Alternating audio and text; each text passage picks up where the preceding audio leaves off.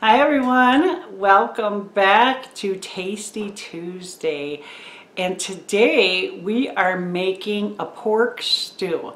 Now, stew to me can be made with almost anything. You have whatever meat on hand with whatever vegetables, and it's usually in a gravy, and you eat it with biscuits or rolls or over noodles or rice or whatever.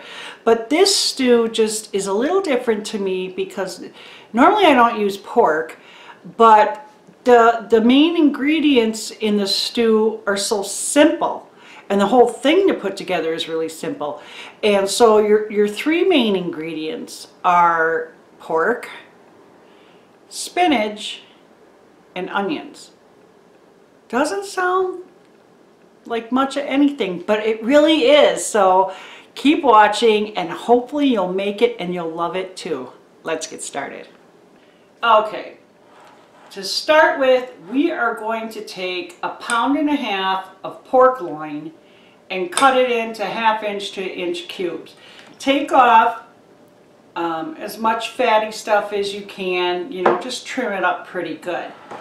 And then in this bag here, we have 1/4 cup of flour and then 1/4 teaspoon each of salt and pepper. And remember, all these ingredients will be down in the description list or box. So go ahead and put it in a big baggie and then get your meat in there and shake it up. Just want to make sure that all the pieces are coated.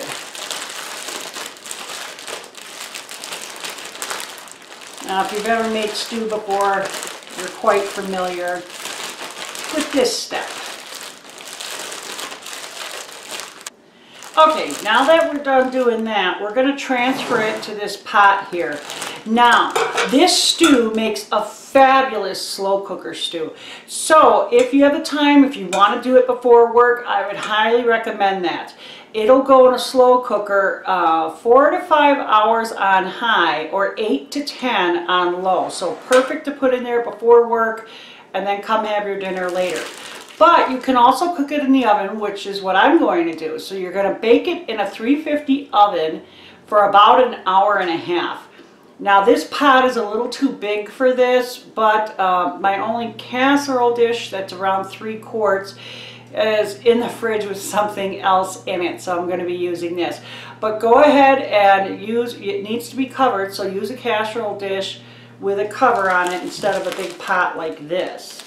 But anyhow, we're going to take this out of here.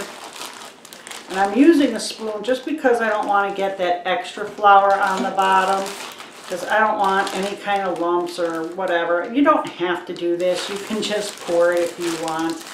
I'm just being a little persnickety here. And I got this recipe from the Heart Association. So, it's not a bad one for your diet. I suppose it would depend on what kind of diet you're on, but it's obviously considered heart healthy, so you don't have to worry about eating anything too fatty or too high in salt. I guess that's probably what would make a good heart healthy recipe, right? Okay. Oops. Jeez Louise. Okay, got that in there. So let's move on. Next, see this? Pearl onions, frozen pearl onions. That's what we're putting in here. This is a 10-ounce bag. So go ahead, just pour that on there. And then, remember I said the spinach? A 10-ounce package of frozen spinach. You don't have to defrost any of this. You just get it in there as is. Go ahead and put that in there. Then, chicken broth. I don't have any of my own, so I bought store-bought. This is a 14-ounce can, but the recipe calls for 10 ounces.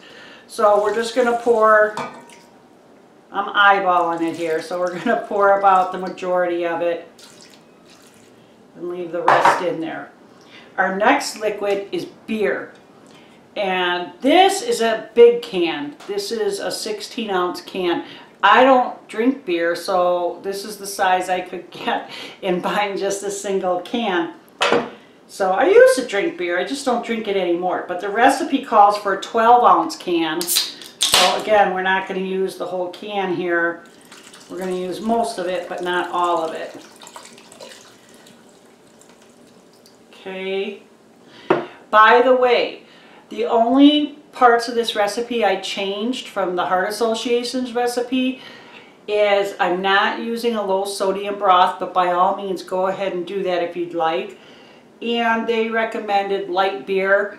Nah, light beer is like, I don't like light beer, so I'm using a regular beer, but go ahead and use light beer if you like it. So moving on, we are adding 2 tablespoons of red wine vinegar. So this may not be a high-fat sodium dish, but it's going to have a lot of flavor. Put that in there. 1 tablespoon of packed brown sugar. Just go ahead and spread it on in there. A bay leaf, which is pretty common for most stews. Then we're going to add a teaspoon. It sounds, well, maybe a little less than a teaspoon of dried garlic. Depends on how much you like it. You know, I love garlic. So, but I don't want to completely overpower it, so we won't do the full teaspoon, just a little bit less. And then our last ingredient is going to be a teaspoon of caraway seeds. Some people don't like caraway. I love it. I think it smells wonderful. I'm going to spread that all, sprinkle it all over around in there. Put your lid on, and you're good to go. Like I said, I'm going to put this in the oven, a 350 oven for 1.5 hours, and then I will be back. Okay, I just got it out of the oven and it smells fantastic. As it sits, it will thicken a little bit more, but if you like a thicker stew, then you might have to, you know, add a little flour or cornstarch, however it is you like to thicken stuff. But I'm going to be putting this over rice, so it doesn't matter to me at all. Go ahead and try it, you guys. I think you'll like it. It's something a little different and not so bad for you. See, Jack likes it too. He's all excited about trying it. Remember, the ingredient list will be down in the description box. Thumbs up if you like the video, and thanks for watching. It was nice talking to you, and you take care.